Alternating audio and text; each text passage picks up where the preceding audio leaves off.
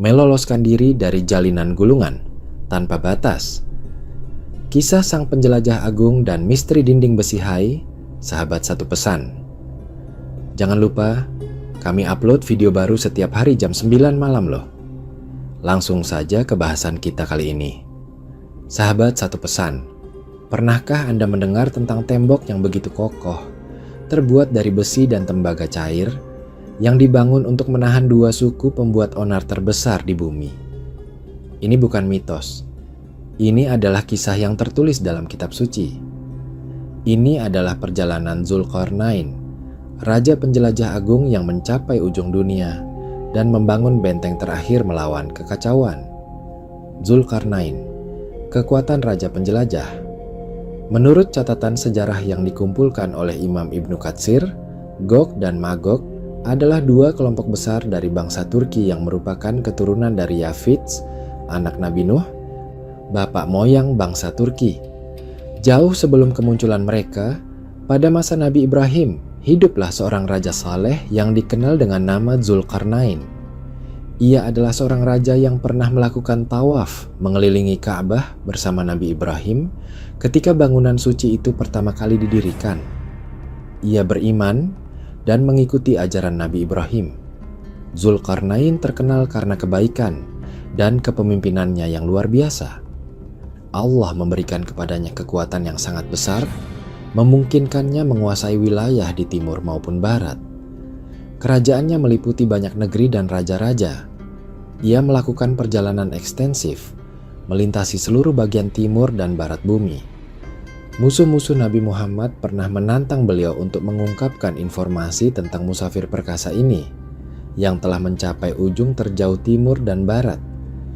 Menanggapi tantangan itu, Nabi Muhammad menjelaskan bahwa Zulkarnain diberikan akses terhadap jalur-jalur yang memudahkannya melintasi seluruh bumi, dari batas timur hingga batas barat. Zulkarnain diberi wewenang atas setiap tanah yang ia pijak, hingga akhirnya ia mencapai ujung terluar dari ciptaan. Catatan sejarah ini, sebagaimana dicatat oleh Ibnu Ishaq, menyoroti peran penting Zulkarnain dan ekspedisinya yang luar biasa. Allah berfirman di dalam Al-Quran yang artinya, mereka bertanya kepadamu tentang Zulkarnain. Katakanlah, aku akan bacakan kepadamu sedikit tentang kisahnya. Sesungguhnya kami telah memberi kekuasaan kepadanya di muka bumi, dan kami telah memberikan kepadanya jalan untuk mencapai segala sesuatu. Perjalanan ke tempat matahari terbenam. Salah satu jalan yang ia ikuti membawanya ke suatu tempat yang ia sebut tempat terbenamnya matahari. Di sana, ia mendapati matahari seolah-olah terbenam di dalam mata air yang berlumpur hitam, dan ia menemukan suatu kaum di dekatnya. Allah berfirman kepadanya, "Wahai Zulkarnain, engkau boleh menghukum mereka atau engkau berbuat kebaikan kepada mereka." Zulkarnain menjawab, "Adapun orang yang berbuat zalim, kami akan menghukumnya. Kemudian dia akan dikembalikan kepada Tuhannya, yang akan menyiksanya dengan siksaan yang sangat pedih. Adapun orang yang beriman dan beramal saleh, baginya pahala yang terbaik, dan kami akan mengatakan kepadanya perintah yang mudah dari kami." Istilah maghrib, tempat terbenam, dalam bahasa Arab lazim, digunakan sebagai kiasan untuk menunjukkan arah barat yang terjauh. Para ulama, termasuk Imam Al-Qurtubi, memahami rujukan matahari terbit dan terbenam ini sebagai indikasi titik terjauh di wilayah timur dan barat, yaitu Afrika dan Tiongkok, di luar mana terbentang lautan luas. Perjalanan Zulkarnain ke arah barat tentu membawanya ke lokasi-lokasi ekstrim, seperti Al-Jazirah Al-Khalidat, atau bahkan Kepulauan Kanari yang terletak di Samudra Atlantik di lepas pantai Afrika Barat. Dari perspektif Zulkarnain, mungkin tampak seolah-olah matahari terbenam di dalam air yang bergejolak. Penting untuk dicatat bahwa muncul kesalahpahaman yang menyebutkan bahwa umat muslim percaya matahari benar-benar terbenam di dalam air. Padahal, Al-Quran dengan jelas menjelaskan bahwa matahari memiliki orbitnya sendiri di angkasa. Kepulauan Kanari, sebagai contoh, merupakan kepulauan vulkanik yang terbentuk di atas lempeng samudra yang bergerak lambat. Pada masa Zulkarnain, Pulau-pulau ini kemungkinan masih aktif secara vulkanik, dengan uap dan formasi lava yang menciptakan ilusi air yang keruh dan mendidih. Dengan demikian, ketika Al-Quran menyebutkan bahwa Zulkarnain mencapai tempat terbenamnya matahari, itu melambangkan perjalanannya yang disengaja untuk menemukan batas terjauh di barat, perjalanan ke tempat matahari terbit. Kemudian, Zulkarnain melanjutkan perjalanan ke arah timur hingga ia mencapai tempat terbitnya matahari. Ia mendapati matahari terbit menyinari suatu kaum yang kami tidak memberikan pelindung dari matahari bagi mereka. Ayat ini menggambarkan bahwa orang-orang ini tidak memiliki perlindungan dari terik matahari yang menyengat. Hal ini merujuk pada gurun-gurun luas di Tiongkok, seperti Gurun Gobi, yang membentang di sepanjang perbatasan utara negara itu. Ini sesuai dengan rute yang diambil Zulkarnain dari barat ke timur. Kemungkinan besar perjalanannya membawanya melintasi gurun-gurun ini, mungkin mencapai wilayah pesisir. Perlu dipertimbangkan bahwa ribuan tahun yang lalu, gurun ini mungkin meluas lebih dekat ke pantai daripada saat ini. Deskripsi yang diberikan sangat berkaitan dengan masyarakat yang tinggal di Tiongkok Utara, yang pada masa itu terdiri dari banyak negara dan populasi yang berbeda-beda. Jika ia melakukan perjalanan lebih jauh ke utara, ke Rusia Timur Laut, ia akan menyimpang dari jalur timur barat yang lurus. Mengingat ia tidak memiliki peta yang menunjukkan adanya daratan tambahan di timur laut, sangat tidak mungkin ia mengambil jalan memutar. Oleh karena itu, tafsiran yang paling sesuai adalah ia mencapai titik timur terjauh di mana peradaban yang padat berada, yaitu Tiongkok. Dinding besi. Perjalanan ke utara. Setelah menjelajahi timur dan barat, Zulkarnain mulai melakukan perjalanan kembali menuju Jazirah Arab, yang sering disebut Timur Tengah karena lokasinya yang sentral. Al-Quran menjelaskan bahwa ia kemudian mengikuti suatu jalan yang berbeda sampai ketika ia sampai di antara dua buah gunung. Ia mendapati di hadapan kedua gunung itu suatu kaum yang hampir tidak mengerti pembicaraan. Mereka berkata, "Wahai Zulkarnain, sesungguhnya Gog dan Magog itu membuat kerusakan di muka bumi. Maka bolehkah kami memberimu imbalan agar engkau membuatkan dinding antara kami dan mereka?" Jalan terakhir yang ia ambil ini haruslah berada dalam arah yang berbeda dari timur atau barat, karena disebutkan secara terpisah. Melihat peta dunia, menjadi jelas bahwa arah ini adalah ke utara. Suku-suku Gog dan Magog berada di utara. Mereka yang meminta perlindungan dari Zulkarnain kesulitan berkomunikasi, mengisyaratkan bahwa lokasi tembok itu tidak mungkin berada di ujung bumi, tetapi di suatu tempat di sepanjang perjalanan kembalinya. Zulkarnain menjawab, "Apa yang telah dikuasakan Tuhanku kepadaku lebih baik daripada imbalanmu. Maka, bantulah aku dengan kekuatan manusia. Aku akan membuatkan dinding yang kokoh antara kamu dan mereka." Konstruksi dan clue geografis Al-Quran menunjukkan bahwa dinding Zulkarnain adalah struktur masif yang terbuat dari besi padat dengan lapisan tembaga cair di atasnya. Zulkarnain meminta potongan-potongan besi hingga ia memenuhi celah di antara kedua sisi gunung. Kemudian ia berkata, "Tiuplah." Hingga ketika telah menjadikannya api, membara, ia berkata, "Bawakan kepadaku tembaga cair agar aku tuangkan ke atasnya." Maka Gog dan Magog tidak mampu untuk memanjatnya, dan mereka pun tidak mampu untuk melubanginya. Beberapa hadits memberikan petunjuk penting. Salah seorang sahabat Nabi Muhammad yang hidup pada masa beliau pernah melaporkan melihat tembok tersebut dan kembali untuk mengkonfirmasi penglihatannya. Dalam sebuah hadits yang diriwayatkan oleh Imam Bukhari, seorang pria memberitahu Nabi tentang pengamatannya terhadap bendungan Gog dan Magog. Nabi bertanya tentang penampilannya, dan pria itu menggambarkannya sebagai pakaian bergaris-garis. Nabi membenarkan bahwa pria itu memang telah melihatnya. Deskripsi garis merah dan hitam ini bisa merujuk pada lapisan logam besi, hitam, dan tembaga kuningan, merah kecoklatan yang berulang-ulang menciptakan tampilan bergaris-garis pada permukaan yang masif. Petunjuk penting lainnya adalah lokasi. sahabat Nabi melakukan perjalanan ke utara dari Jazirah Arab dan kembali selama masa hidup Nabi. Ini menunjukkan bahwa tembok itu pasti terletak dalam jarak perjalanan yang wajar dari Arabia, bukan di ujung terjauh bumi. Lokasi tembok ini tidak dapat berada di Tiongkok Timur atau Afrika Barat, melainkan di sepanjang jalur kembali Dzulkarnain.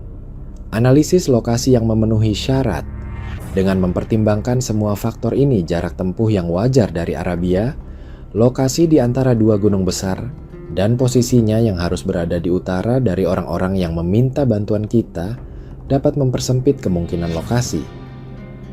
Dinding itu harus mencegah suku-suku dari utara agar tidak menyerang ke selatan selama lebih dari 1000 tahun, yang berarti ia harus menjadi bagian dari penghalang alam yang masif. Pegunungan Kaukasus merupakan penghalang alami yang membentang sekitar 1.200 km, 750 mil, antara Laut Hitam dan Laut Kaspia. Pegunungan ini mencapai ketinggian lebih dari 5.000 kaki secara konsisten, menciptakan tembok alami yang tidak terputus hingga ke pantai kedua laut pedalaman tersebut. Pegunungan Kaukasus adalah satu-satunya benteng alami di wilayah ini yang memiliki satu-satunya jalur utama yang melewatinya.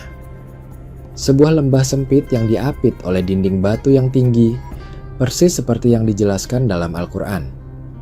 Jalur tunggal ini dikenal sebagai Daryal Pass, jalur Daryal, yang menghubungkan Rusia Selatan ke Georgia. Tembok ini terletak tepat di perbatasan historis suku Gog dan Magog, yang saat itu dikenal sebagai suku-suku Huns dan Khazar, dan mencegah mereka bergerak ke selatan menuju wilayah Persia dan Arab. Keberadaan tembok ini kemungkinan besar memaksa mereka untuk mengarahkan serangan ke Eropa dan Kekaisaran Romawi, sebagaimana yang dilakukan oleh suku Huns. Tembok dan akhir zaman para sejarawan dan ulama Islam klasik seperti Mas'udi dan Ishaq meyakini bahwa tembok Dzulkarnain terletak di sekitar Daryal Gorge atau di Darban, dekat Laut Kaspia. Yaqut Al-Hamawi bahkan mencatat bahwa tembok di Daryal Pass dibangun menggunakan tembaga cair. Perbentengan di Darban dibangun oleh Kekaisaran Persia Sasania, yang kemungkinan besar terinspirasi oleh tembok Dzulkarnain yang asli, karena mereka secara konsisten harus menahan suku-suku dari utara. Lokasi ini, yang merupakan titik tengah jalur Dzulkarnain dari barat ke timur, memungkinkannya untuk segera melaksanakan ibadah haji bersama Nabi Ibrahim setelah pembangunan selesai, menunjukkan jarak yang masuk akal dari Mekah. Akhirnya, mengenai nasib tembok itu sendiri, Al-Quran menyebutkan, "Ini adalah rahmat dari Tuhanku, tetapi apabila janji Tuhanku datang, Dia akan menjadikannya rata dengan tanah. Dan janji Tuhanku adalah benar." Para ulama klasik seperti Imam Al-Qurtubi mencatat bahwa banyak invasi yang terjadi di negeri-negeri Islam pada masa lalu, seperti serangan bangsa Tartar, diyakini sebagai kemunculan awal atau pendahulu dari Gog dan Magog yang sesungguhnya. Mereka adalah keturunan Yafits dari utara yang sesuai dengan deskripsi. Imam Al-Qurtubi juga mencatat bahwa sejumlah besar suku Turki, keturunan Magog, telah lama berhadapan dengan umat Islam, dan hanya Allah yang maha tahu jumlah dan kekuatan mereka. Mungkin saja tembok itu telah runtuh sebagian, dan suku-suku tersebut telah muncul secara bertahap sepanjang sejarah, atau mungkin juga tembok itu akan benar-benar rata dengan tanah menjelang hari kiamat. Hanya Allah yang maha tahu akan waktu dan rahasia janjinya. Terima kasih telah menonton video ini sampai habis. Jangan lupa untuk klik tombol like. Jika kalian menyukai video ini, tinggalkan komentar dengan saran konten tentang apa lagi yang ingin kalian dengar. Subscribe channel ini agar kalian tidak ketinggalan setiap kali kami mengunggah konten menarik lainnya. Sampai ketemu di kisah-kisah selanjutnya. Dinding besi 70 kaki, musuh abadi yang menunggu, waktu hai, sahabat satu pesan. Jangan lupa, kami upload video baru setiap hari jam 9 malam loh. Langsung saja ke bahasan kita kali ini. Sahabat satu pesan, coba bayangkan. Anda berdiri di hadapan sebuah tembok raksasa, menjulang mencapai sekitar 50 hingga 70 kaki. Itu lebih tinggi dari gedung berlantai 5, terbuat sepenuhnya dari besi tempa yang dicampur dengan tembaga cair. Anda bisa melihat siluet orang-orang kecil di puncaknya, berjalan seperti semut. Tembok ini bukan sekadar batas. Ia adalah penjara yang memisahkan peradaban kita dari sebuah kengerian purba. Ancaman itu semakin nyata. Sebuah hadis yang memiliki tingkat keaslian tertinggi dalam eskatologi Islam menceritakan sebuah peristiwa krusial. Seseorang yang paling dihormati dalam tradisi meletakkan ibu jari dan jari telunjuknya bersamaan, membentuk lingkaran kecil. Kemudian dia berkata, "Hari ini, lubang seukuran lingkaran ini telah terbuka dari dinding Ya'juj wa Ma'juj." Bayangkan kengeriannya. Setelah ribuan tahun terkurung, sebuah retakan kecil pada dinding besi raksasa telah muncul. Hitungan mundur telah dimulai. Ketika mereka dilepaskan, mereka akan menjadi bencana terburuk yang pernah dihadapi umat manusia sebelum tibanya hari penghakiman. Siapa? Ya'juj wa Ma'juj. Dalam catatan akhir zaman Islam, Ya'juj wa Ma'juj memegang peranan sentral. Mereka disebutkan secara eksplisit dalam Al-Quran dan diperluas penjelasannya dalam literatur hadis. Ya'juj wa Ma'juj adalah keturunan Nabi Adam. Mereka adalah salah satu kelompok manusia, keturunan para penyintas banjir besar, yaitu para keturunan Nabi Nuh. Namun, mereka terpisah dan berkembang menjadi kelompok yang memiliki sifat sangat merusak. Mereka digambarkan dengan ciri fisik yang khas, hidung yang datar, mata yang sangat kecil, dan wajah yang lebar dan bulat, menyerupai perisai bundar yang kokoh. Mereka dihubungkan dengan bangsa Turki Mongol di masa lalu, mengisyaratkan asal-usul geografis di timur yang jauh. Sifat mereka ganas, korup, dan destruktif. Mereka adalah kekuatan jahat yang ditakdirkan untuk muncul di akhir zaman, mewakili puncak dari kebobrokan moral di bumi. Kisah dinding Zulkarnain. Untuk memahami bagaimana musuh ini terkurung, kita harus menengok kisah agung penguasa mulia, Zulkarnain. Al-Quran dalam surah Al-Kahfi mengisahkan pertemuannya dengan kaum yang tertindas oleh suku Ya'juj wa Ma'juj di antara dua gunung besar. Kaum ini memohon perlindungan. Zulkarnain menolak harta dan hanya meminta bantuan fisik mereka untuk mendirikan tembok, benteng berlapis besi dan tembaga. Zulkarnain memerintahkan pengumpulan balok-balok besi dan potongan-potongan besi dalam jumlah besar. Dia menumpuknya di celah antara dua gunung hingga mencapai ketinggian puncak. Kemudian, dia meminta mereka untuk meniupkan api sampai besi itu memerah seperti bara. Puncaknya, dia memerintahkan untuk menuangkan tembaga cair di atas besi yang membara. Tembaga cair menyatukan seluruh struktur menjadi satu benteng yang kokoh, tidak mungkin didaki atau dilubangi oleh Ya'juj wa Ma'juj. Tembok ini adalah bukti kebesaran kekuasaan ilahi, kebangkitan dan kalimat kunci. Meskipun benteng itu perkasa, tradisi Islam menyatakan bahwa ia bukanlah penjara abadi. Waktu akan tiba ketika Ya'juj wa Ma'juj dibebaskan. Kunci pembebasan. Insya Allah, selama berabad-abad, Ya'juj wa Ma'juj setiap hari bekerja putus asa membobol tembok. Mereka akan berhenti dan berkata, "Mari kita lanjutkan besok pagi." Karena mereka tidak mengandalkan kehendak Tuhan, tembok itu selalu kembali kokoh setiap malam. Titik balik penentuan akan terjadi ketika salah satu dari mereka di penghujung hari akhirnya mengucapkan kalimat kunci, "Insya Allah, jika Allah menghendaki."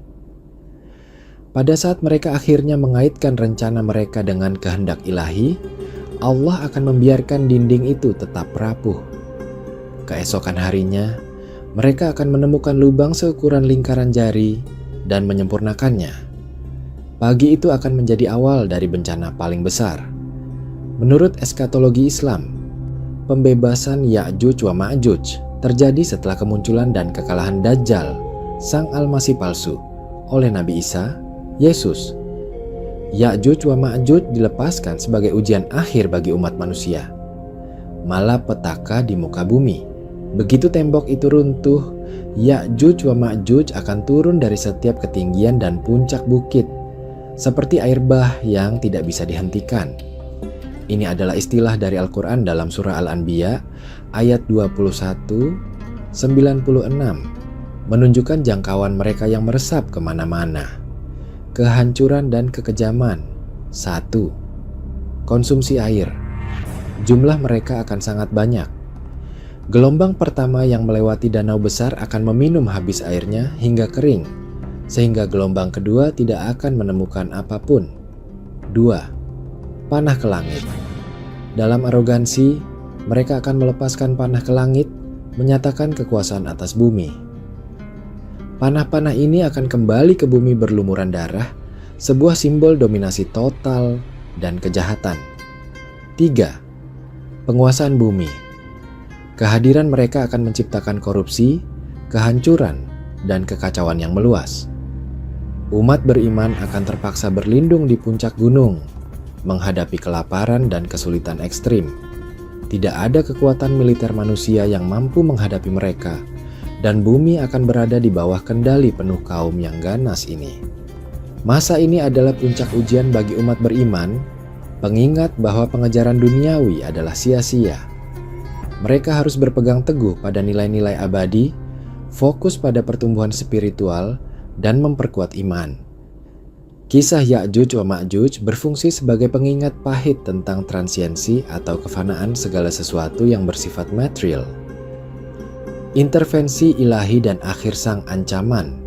Setelah bumi dipenuhi oleh kerusakan dan keputusasaan mencapai titik paling dalam, Tuhan akan campur tangan.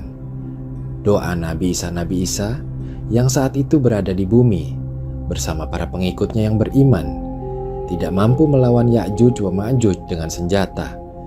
Mereka akan berlindung di sebuah gunung. Nabi Isa kemudian akan mengangkat tangannya dalam doa yang tulus, memohon agar Allah melenyapkan ancaman yang tidak dapat ditangani oleh manusia ini. Kematian massal. Sebagai jawaban atas doa ini, Allah akan mengirimkan sejenis makhluk kecil, ulat, atau cacing. Makhluk ini, yang ukurannya bahkan tidak sebanding dengan kuku jari, akan menyerang tengkuk dan leher setiap anggota Ya'juj wa Ma'juj. Dalam waktu sekejap mata, seluruh populasi mereka akan mati secara serentak. Pagi harinya, bumi akan dipenuhi dengan mayat-mayat mereka. Bau busuk dari mayat-mayat ini akan memenuhi udara. Allah akan mengirimkan burung-burung raksasa yang ukurannya seperti unta besar. Burung-burung ini akan membawa mayat-mayat tersebut dan membuangnya ke tempat yang dikehendaki Tuhan. Pembersihan akhir. Setelah pembuangan, Allah akan menurunkan hujan lebat yang tidak akan berhenti selama 40 hari. Hujan ini akan membersihkan bumi secara menyeluruh, mencuci kotoran, darah, dan bau busuk yang ditinggalkan oleh Ya'juj wa Ma'juj. Bumi kemudian akan dihidupkan kembali menjadi tempat yang subur dan damai, siap untuk masa keemasan yang singkat sebelum datangnya hari kiamat. Narasi Ya'juj wa Ma'juj memberikan pelajaran yang sangat berharga bagi setiap orang yang beriman. Kemunculan mereka melambangkan momen penting di mana kekuatan kerusakan dan ketidakpercayaan berbenturan dengan kaum yang beriman. Ini adalah ujian ketahanan, kesabaran, dan komitmen kepada petunjuk ilahi. Mereka menjadi pengingat tegas akan konsekuensi mengerikan yang menanti mereka yang menyimpang dari jalan kebajikan. Kisah ini mendorong kita untuk mempersiapkan diri menghadapi masa-masa yang tidak pasti. Ini menekankan perlunya memperkuat cadangan spiritual kita, mempererat hubungan kita dengan Tuhan, dan memupuk integritas moral. Saat dunia berpacu menuju puncak peristiwa kenabian, setiap orang yang beriman dipanggil untuk tetap teguh dan tidak goyah dalam keyakinannya. Ya'juj wa Ma'juj hanyalah satu bagian dari teka-teki rumit eskatologi Islam, sebuah panggilan untuk melihat melampaui dunia materi dan berfokus pada apa yang kekal. Kisah Ya'juj wa Ma'juj adalah kisah yang penuh makna, merangkum tema-tema keimanan, moralitas, dan intervensi ilahi. Ini bukan hanya sebuah dongeng, melainkan perjalanan mendalam menuju introspeksi. Sahabat Satu Pesan, Setelah kita mempelajari identitas mereka, tembok baja Zulkarnain, dan kehancuran epik yang akan mereka bawa, jelas bahwa kisah ini menuntut perhatian kita. Ini adalah pengingat untuk merenungkan tanda-tanda zaman, memperkuat tekad spiritual kita, dan membekali diri kita untuk ketidakpastian yang terbentang di depan. Terima kasih telah menonton video ini sampai habis. Jangan lupa untuk klik tombol like. Jika kalian menyukai video ini, tinggalkan komentar dengan saran konten tentang apa lagi yang ingin kalian dengar. Subscribe channel ini agar kalian tidak ketinggalan setiap kali kami mengunggah konten menarik lainnya. Sampai ketemu di kisah-kisah selanjutnya.